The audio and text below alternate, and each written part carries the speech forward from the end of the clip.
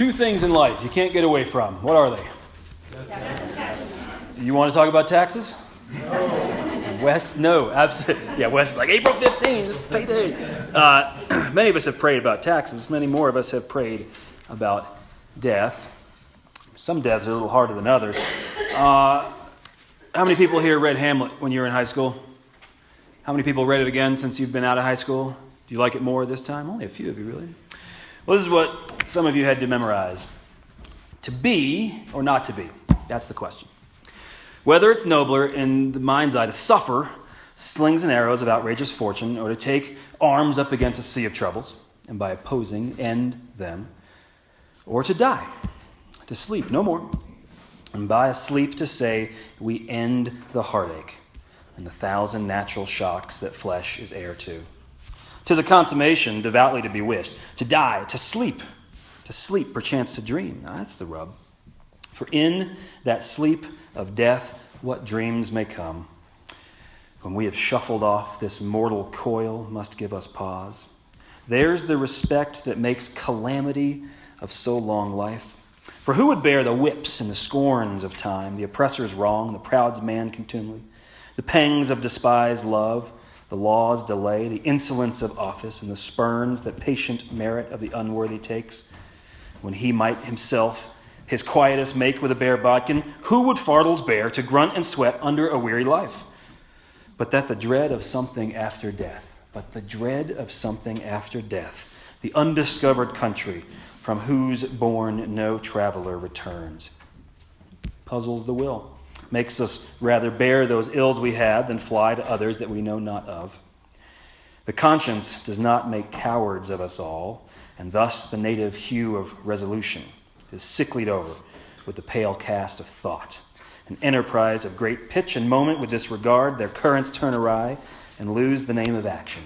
Soft you now to the fair Ophelia. Nymph in thy horizons, be all my sins remembered. To be or not to be.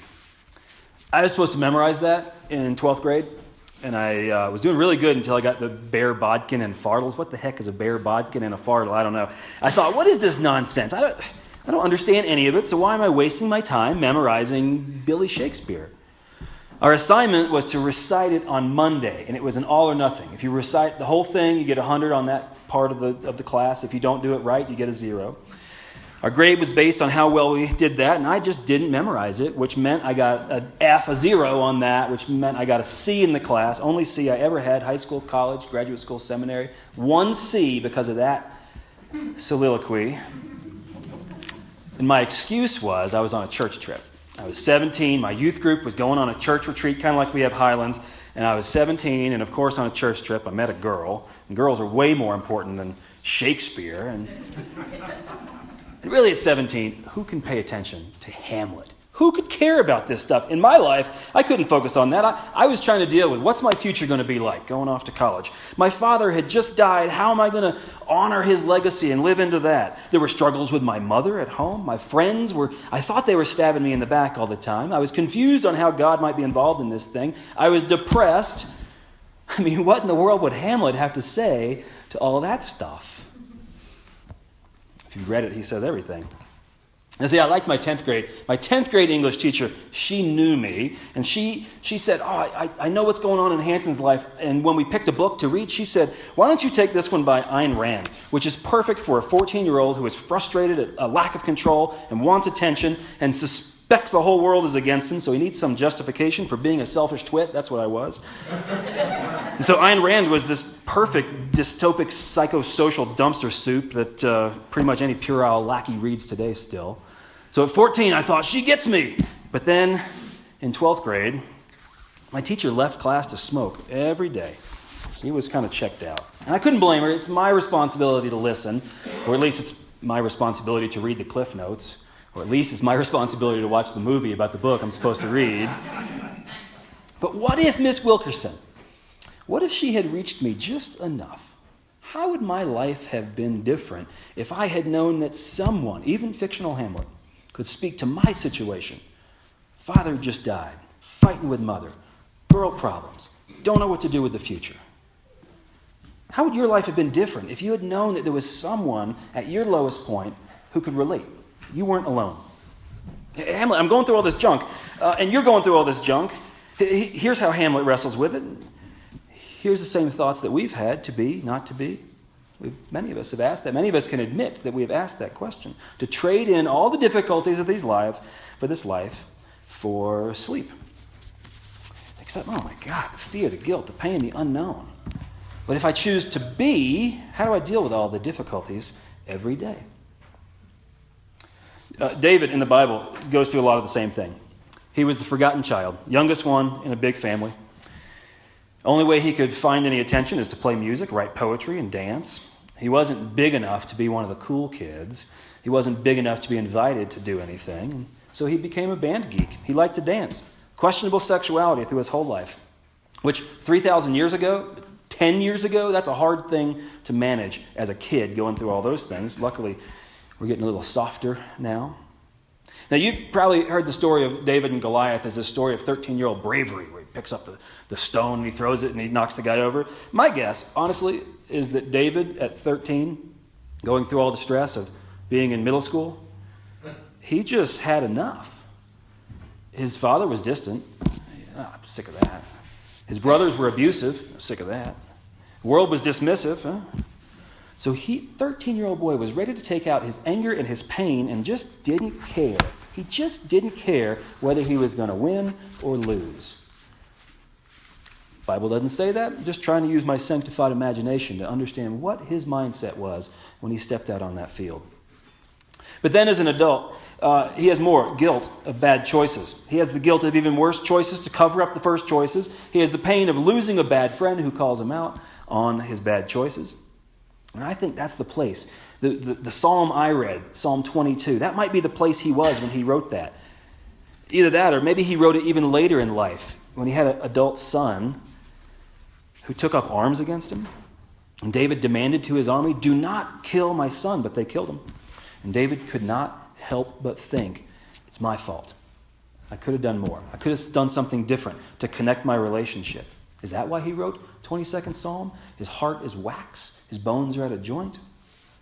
God, why have you abandoned me? I cry, but nothing. I've always trusted you because I've seen you working in my life, but now I feel like a worm. The entire life is against me. My very bones are poured out. How can I possibly carry on? Most of us can admit our hearts have murmured that, or we know others in our circle who have dealt with that question and answered that question. There's nothing complicated about it. There's not a word in there more than 3 letters. To be or not to be. And that simple question holds up this spectrum from despair to hope, maybe from hope to joy. How do we deal when loss and insult and injustice attack us? How do we hang on when life turns against us? How can we ever trust that God has any goodness or mercy when we feel so forsaken? How can we even imagine that love exists in this world or that love wins in my life? How can we envision the light at the end of the tunnel when we are surrounded by such darkness? Now, Hamlet, spoiler alert, after he names this universal question, he sees his girlfriend, well, he doesn't see it happen, but he knows his girlfriend commits suicide. Then he sees a skull of a man, kind of like an uncle, who has cheered him on as a kid. Now he sees his skull. He fosters so much revenge on his father's death that this cycle of suicide, Horatio wants to kill himself, and Hamlet tries to stop him, and he loses all grasp on sanity. He falls prey to this whirlwind of tragedy, and the key line in the whole play is, the rest is silence. He never regains the strength to manage the trials of his life. But David, who goes through so much of the same thing, maybe worse, he loses everyone who matters. He breaks everything he touches. He gives himself to utter despair, and yet he does not keep silent. He keeps writing. Because after Psalm 22, what happens? Psalm 23. Yeah. We can count that. After Psalm 22, when his bones are poured out, we get Psalm 23. With David remembering that he was a simple shepherd, life was hard, but not nearly as complicated. He remembers how he was connected with God. He keeps writing from this place of despair and begins to imagine a future of peace and comfort.